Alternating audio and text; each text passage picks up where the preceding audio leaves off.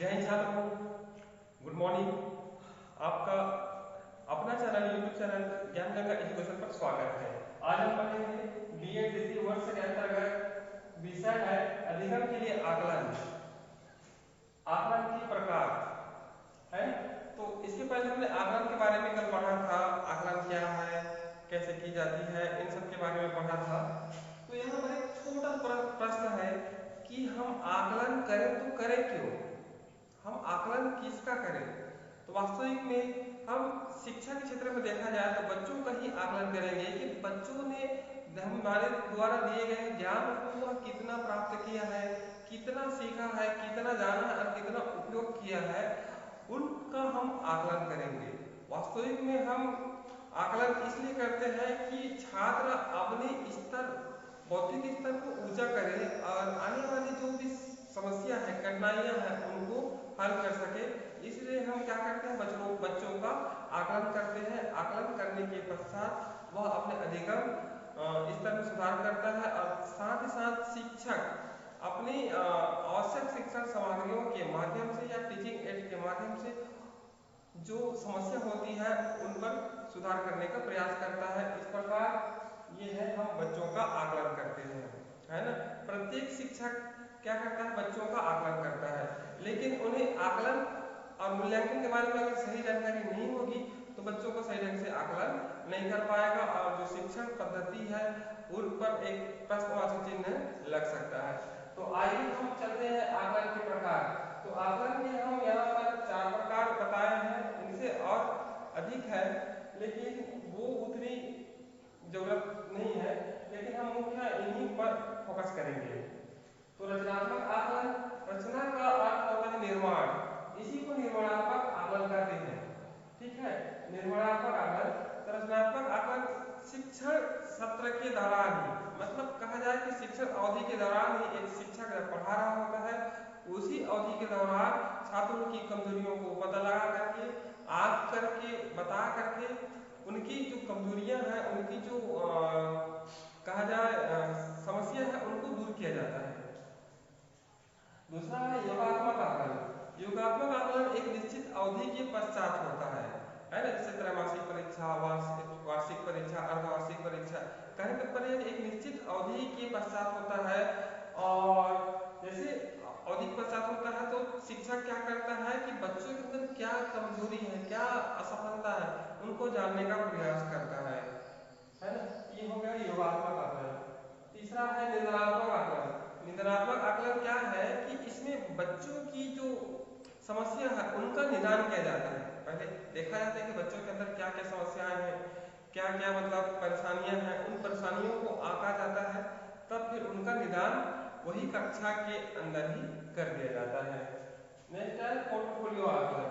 Portfolio आकलन क्या होता है, जैसे बच्चा एक सत्र के दौरान कुछ भी पढ़ रहा है, एक सत्र के दौरान मतलब पूरे शिक्षा सत्र में जैसे पढ़ाया जा रहा है तो उनकी मतलब बहुत कुछ जानकारियां एक फाइल में इकट्ठी होती है।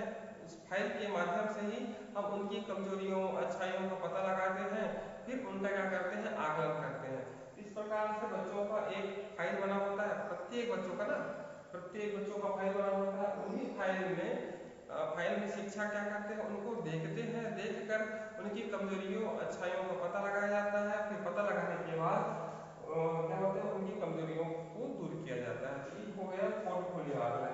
इसके बाद हम और भी पढ़ेंगे, जैसे सतत एवं व्यापक मूल्यांकन। सतत एवं व्यापक मूल्यांकन, इसी को CCE भी कहते हैं, है ना, इसके बारे में जानेंगे। तो हम रचनात्मक मूल्यांकन को विस्तार से जानेंगे, इन सब को विस्तार से जानेंगे, ठीक है। तो सबसे पहले आइए रचनात्मक मूल्यांकन। तो आइए जानते हैं रचनात्मक आकलन।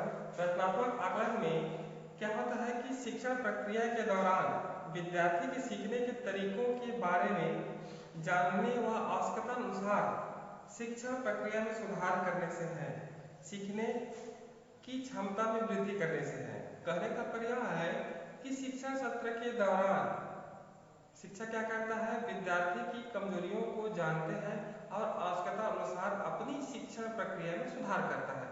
सुधार करने के बाद छात्रों के सीखने में मदद करता है, उनके ज्ञान में वृद्धि करने में मदद करता है। तो ये हो गया रचनात्मक आकलन।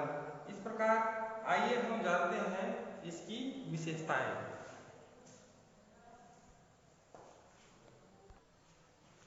आइए जानते हैं रचनात्मक आकलन की विशेषताएं। ठीक है, तो पहला है सीमित अवधि में आकलन। कहने का तात्पर्य है कि यह मतलब एक निश्चित अवधि नहीं होती है, आकलन करने की एक निश्चित अवधि नहीं होती है। हम कहीं भी किसी भी समय बच्चों का आकलन कर सकते हैं, है ना। एक छोटे से कालखंड में या इससे थोड़ा और छोटे बड़े कालखंड में इनका आकलन कर सकते हैं। दूसरा है सीखने हेतु आकलन। आप सभी जानते हैं कि बच्चों का आकलन हम इसलिए करते हैं ताकि बच्चे अधिक से अधिक सीख सके, उन ज्ञान को प्राप्त कर सके। इसलिए जो बच्चों की स्तर संबंधी जो कठिनाई होती है उनका आकलन करके तुरंत उसका निदान कर दिया जाता है। तीसरा है निरंतर आकलन।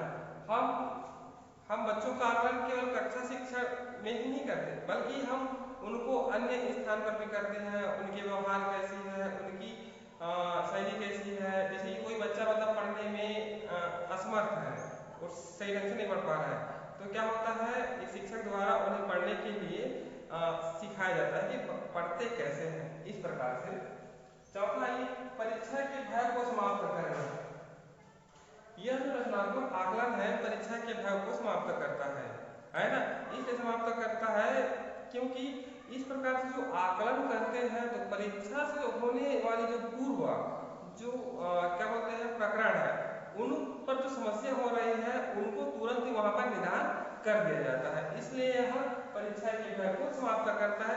जब वह परीक्षा में बैठता है तो खुशी पूर्वक क्या बोलते हैं उस प्रकरण को सही ढंग से लिख पाता है। इसलिए यह परीक्षा के भय को दूर करता है। नेक्स्ट है आकलन को अधिगम का भाग बनाना।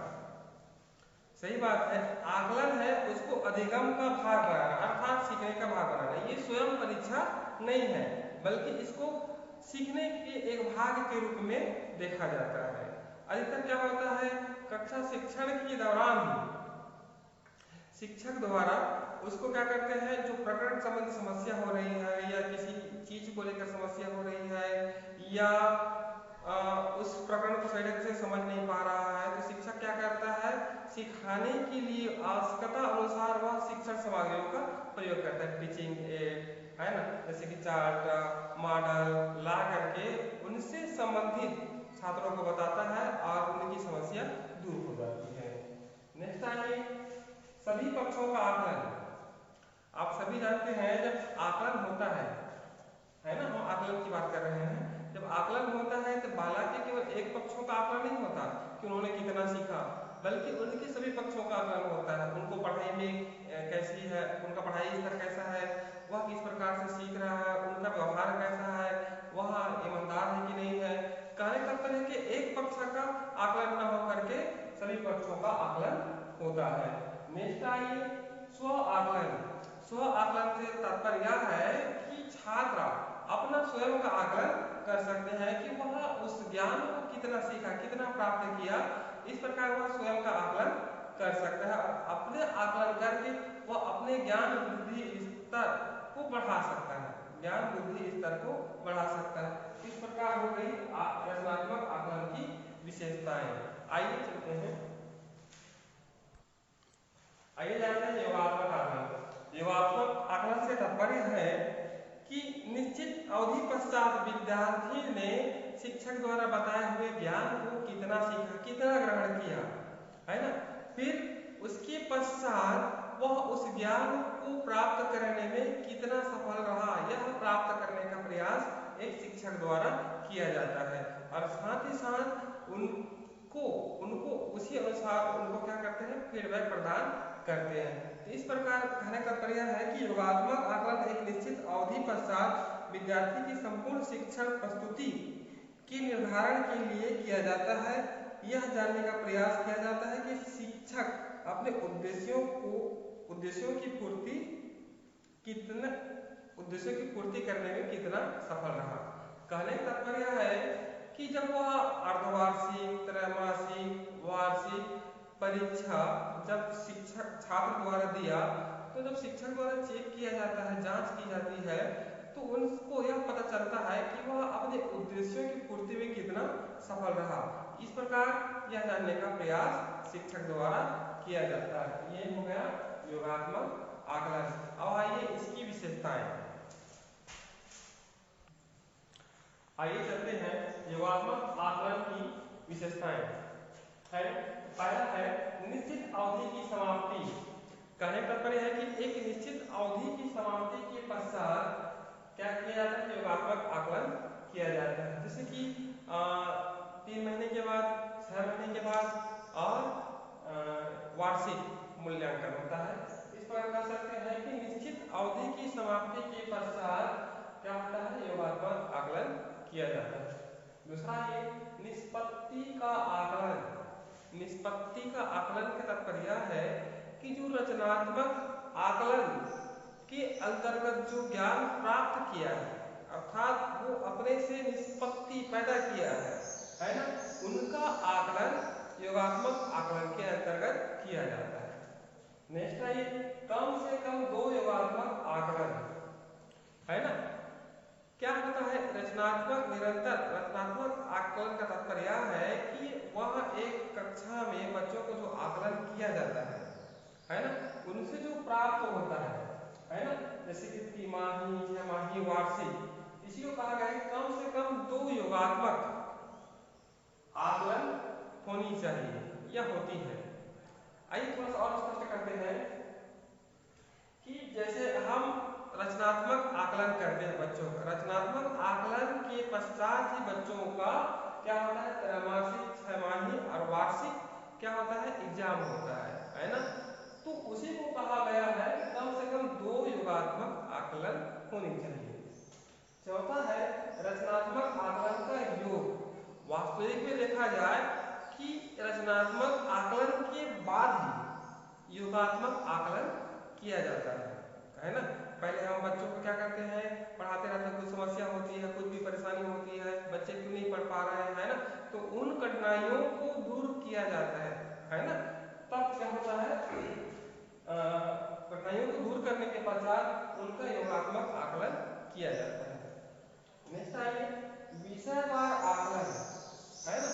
केवल एक विषय का आकलन इसके अंतर्गत नहीं करते। मान लीजिए 10वीं की कक्षा है, 10वीं की कक्षा है, उसमें 6 विषय है, तो 6 विषय है तो 6 विषय का ही आकलन होगा योगात्मक आकलन के अंतर्गत। नेक्स्ट आइए प्रतिवेदन प्रस्तुत करना।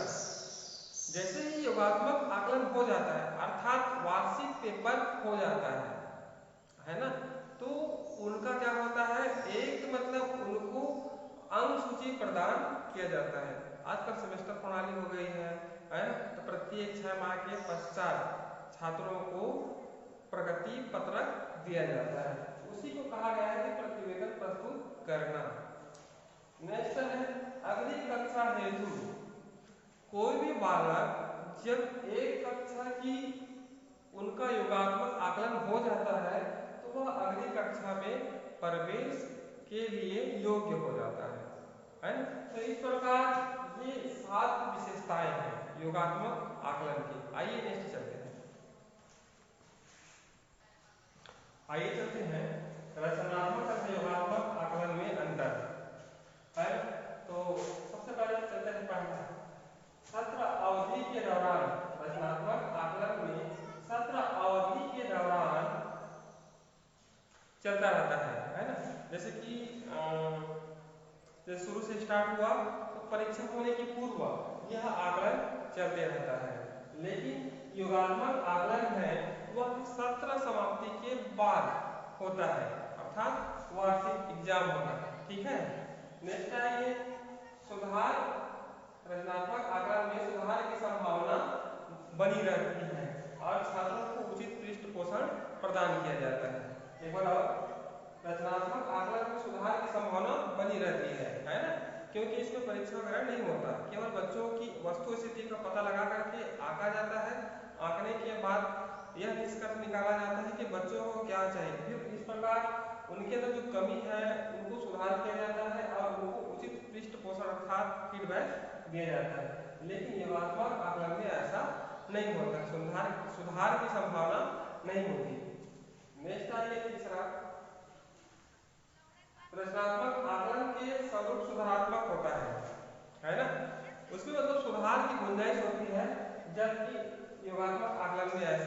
नहीं होता है।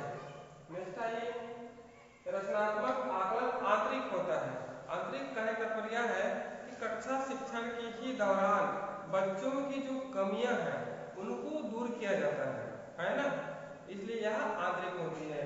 लेकिन योगात्मक आकलन है वह आंतरिक एवं बाह्य दोनों होती है, क्योंकि बाहरी व्यक्ति द्वारा इनका आकलन किया जाता है ना। और कुछ ऐसे आकलन होते हैं जो कैंपस के शिक्षक ही उनका आकलन करते हैं अर्थात मूल्यांकन करते हैं। नेक्स्ट आइए, रचनात्मक आकलन वर्ष में कई बार होती है। रचनात्मक आकलन वर्ष में कई बार होती है ना। आज पढ़ाए तो आज कर रहे हैं, है ना। इसके बाद दूसरी कक्षा में गए तो वहां भी हम आकलन कर रहे हैं, कल आए तो कल भी बच्चों का हम आकलन कर रहे हैं। इस प्रकार कह सकते हैं कि रचनात्मक आकलन वर्ष में कई बार होती है, जबकि योगात्मक आकलन वर्ष में केवल 2 या 3 बार होती है। उदाहरण के लिए त्रैमासिक, वार्षिक और अर्धवार्षिक। नेक्स्ट आइए, रचनात्मक आकलन में अंक सूची प्रदान नहीं किया जाता। रचनात्मक आकलन में अंक सूची प्रदान नहीं किया जाता, जबकि योगात्मक आकलन में अंक सूची प्रदान किया जाता है। 17 के बाद होता है अंक सूची प्रदान करते हैं। नेक्स्ट आइए, रचनात्मक आकलन में विशेष तैयारी की आवश्यकता नहीं होती। कहने का तात्पर्य है कि बच्चों को ज्यादा तैयार होने की आवश्यकता नहीं होती है, जबकि योगात्मक आकलन में बच्चों को विशेष तैयारी की आवश्यकता होती है। इसलिए आवश्यकता होती है कि उसे अच्छे नंबरों का दबाव होता है, अच्छे नंबर लाने का प्रेशर होता है, इसलिए तैयारियों की आवश्यकता होती है। नेक्स्ट आइए, रचनात्मक आकलन में पाठ्य वस्तु कम होती है ना। किसी एक पाठ्य वस्तु को पढ़ाने के दौरान ही बच्चों का हम आकलन करते हैं, फिर आवश्यक शिक्षण सामग्रियों के माध्यम से हम बच्चों में सुधारात्मक प्रयास करते हैं जिससे बच्चे कुछ सीखे कुछ जाने, इसलिए इसमें पाठ्य वस्तु कम होती है। लेकिन योगात्मक आकलन में पाठ्य वस्तु अधिक होती है ना। केवल हम केवल एक टॉपिक पर प्रश्न नहीं करते बल्कि पूरे विषय पर प्रश्न किया जाता है, इसलिए यह पाठ्य वस्तु अधिक होती है। नेक्स्ट आइए, रचनात्मक आकलन में परीक्षा का दबाव नहीं होता। परीक्षा का दबाव नहीं होता, बल्कि योगात्मक आकलन में परीक्षा का दबाव होता है, यह बना रहता है। तो इस प्रकार ये हो गई रचनात्मक तथा योगात्मक आकलन में अंतर। आइए नेक्स्ट चलते हैं, आकलन के लाभ। अब आकलन के लाभ, हम आकलन के बारे में बहुत कुछ पढ़े हैं तो स्पष्ट हो गया होगा कि आकलन के क्या क्या लाभ है, लेकिन फिर भी कुछ पॉइंट है, आइए देखते हैं। पहला है छात्र केंद्रित, मतलब आकलन है वह छात्र केंद्रित होता है। लेकिन हम थोड़ा सा मूल्यांकन पर जाएं, है ना, तो मूल्यांकन होता है शिक्षक केंद्रित, क्योंकि उस पर शिक्षक ही अपना जांच करता है।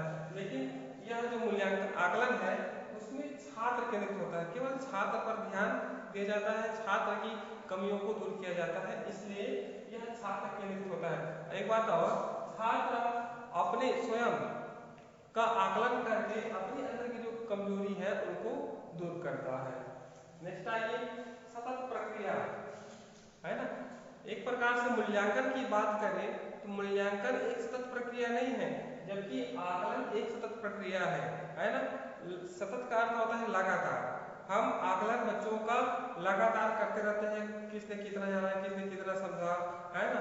आज किए, कल किए, परसों किए, कल एक बच्चे किए, दूसरे बच्चे का दूसरे दिन, इस प्रकार से कह सकते हैं कि आकलन एक सतत प्रक्रिया है। नेक्स्ट आइए, भय तनाव की मुक्ति।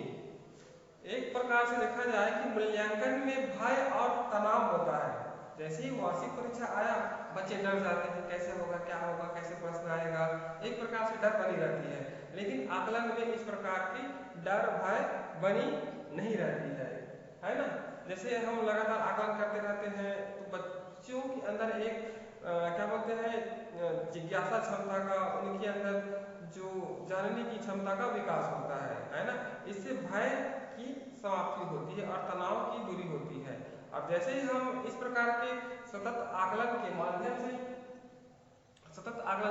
से हम लगातार बच्चों के साथ सतत आकलन करते रहेंगे तो उनके अंदर अनेक प्रकार के ज्ञान का विस्तार होगा और जैसे ही वह मूल्यांकन अर्थात वार्षिक परीक्षा में बैठेगा तो भय और तनाव की मुक्ति होगी।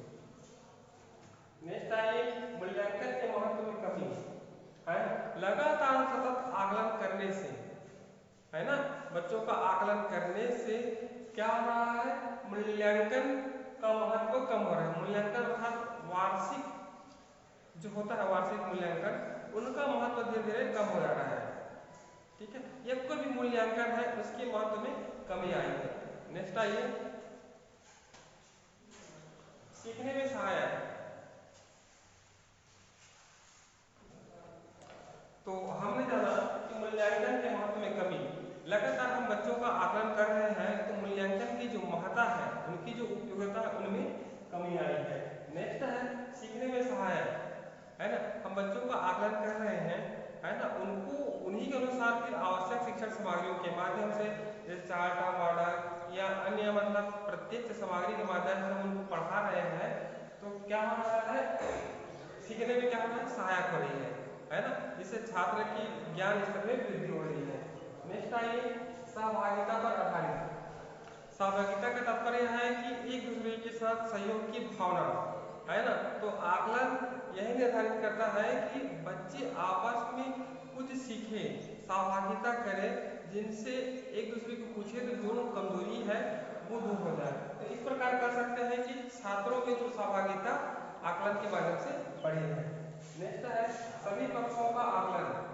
हमने इसके पहले भी कहा है कि बालक के केवल एक पक्षों का आकलन नहीं होता है बल्कि सभी पक्षों का आकलन होता है। हम केवल शिक्षण सत्र के दौरान नहीं आकलन करते, इसके पश्चात क्या होते हैं, जो बाहरी पक्षों है उनका भी आकलन करते हैं, खेल कूद व्यवहार, उनकी विशेष रुचि, इस प्रकार सभी पक्षों का हम आकलन करते हैं। नेक्स्ट है शिक्षक छात्र में घनिष्ठता।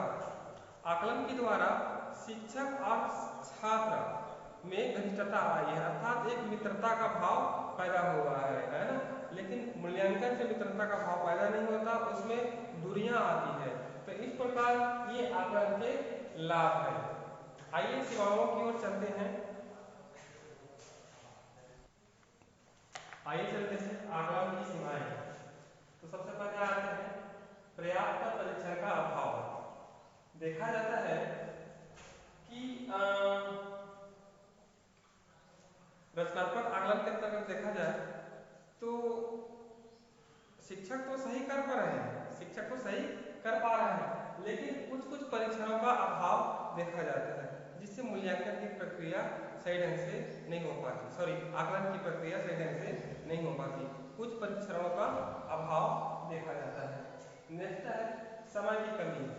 समय की कमी इसलिए है कि आजकल शिक्षकों को बहुत सारी जिम्मेदारी दे दी गई है, जिम्मेदारी देने के कारण वह अपने कर्तव्यों का निर्वहन सही ढंग से नहीं कर पा रहे। उदाहरण के लिए मध्याह्न भोजन का काम या किसी संकुल काम, कोई और काम, फिर बच्चों को पढ़ाना, इस प्रकार से कहा जाए एक प्रकार से तो उनको मतलब समय की कमी हो रही है। नेक्स्ट है शिक्षकों में रुचि का अभाव। अधिकतर शिक्षक यह समझते हैं कि ये आकलन क्या है, ये मूल्यांकन क्या है ना, इसमें मतलब रुचि नहीं लेते हैं, ये केवल नाम मात्र का है ना, इस प्रकार से शिक्षकों में यह रुचि का अभाव देखा जाता है। नेक्स्ट है प्रतियोगिता को अधिक महत्व। आज के पालक माता पिता अपने बच्चों से यह इच्छा रखते हैं कि वह स्कूल में उच्च स्थान पर आए, अच्छे नंबरों से पास हो, अच्छे श्रेणी से पास हो, यह समझते हैं। इस प्रकार एक प्रकार से मतलब प्रतियोगिता बना रखा है ना, इसीलिए क्या बोलते हैं आकलन में कमी आ रही है और सही ढंग से आकलन नहीं हो पा रहा है। नेक्स्ट आइए अवधारणात्मक त्रुटि। अक्सर आकलन और मूल्यांकन को एक ही समझ लिया जाता है, शिक्षकों द्वारा हो या अन्य व्यक्तियों द्वारा आकलन या मूल्यांकन को एक ही समझने के कारण क्या होता है, हम आकलन के महत्व को सही ढंग से समझ नहीं पा रहे हैं कि वास्तविक में आकलन क्या होता है ना, इस प्रकार की त्रुटि आने से भी आकलन की जो आकलन करने में भी कमी आ रही है। नेक्स्ट शिक्षक पर नियंत्रण। कहने का तात्पर्य है कि शिक्षक अपने आप पर नियंत्रित नहीं है, न ही उनको मतलब एक प्रकार से कहा जाए कि उनको सही ढंग से बच्चों को नियंत्रित नहीं कर पा रहे हैं, सही ढंग से आकलन नहीं कर पा रहे हैं, है ना। या क्या बोलते हैं, जो शिक्षा अधिकारियों द्वारा उन्हें बहुत सारी जिम्मेदारी काम सौंप दिए हैं, इसलिए वो सही ढंग से नियंत्रण नहीं कर पा रहे हैं। अधिकतर यह भी समझते हैं शिक्षक कि यार ये तो नाम मात्रा का है, इसको करने से क्या होगा, है ना। आकलन तो एक किताबी कीड़ा है, या आकलन एक मतलब फॉर्मेलिटी है, इस प्रकार से समझते हैं। इसलिए शिक्षक क्या है, नियंत्रित नहीं है और अपनी जिम्मेदारियों से हट रहे हैं। नेक्स्ट है औपचारिकता की पूर्ति मात्रा, है ना। केवल यह एक औपचारिकता ही है, ऐसा मान लेते हैं अधिकतर शिक्षक, यही मान लेते हैं फॉर्मेलिटी है, औपचारिक है ना, ऐसा मान लेते हैं और मूल्यांकन ही अच्छा है, ऐसा समझते हैं। इसलिए इसमें कमी आ रही है और सही ढंग से आकलन बच्चों का नहीं कर पा रहे हैं। नेक्स्ट है आधारभूत कौशलों का अभाव। वास्तविक में देखा जाए, जो मतलब कौशल होनी चाहिए, शिक्षकों को प्रदान की जानी चाहिए, बीच बीच में ट्रेनिंग दी जानी चाहिए, उन कौशलों का अभाव है कि आकलन कैसे करें, किसका करें, किस प्रकार करें। उन कौशलों का शिक्षकों में कमी के कारण शिक्षक भी क्या करते हैं, सही ढंग से बच्चों का आकलन नहीं कर पा रहे हैं। इस प्रकार से ये हो गई सीमाएं, है ना। अगर कुछ भी आज की टॉपिक में समझ ना आए तो कमेंट बॉक्स में जरूर अपना कमेंट दें। और आज की एक्सरसाइज समाप्त होती है। जय हिंद, जय भारत।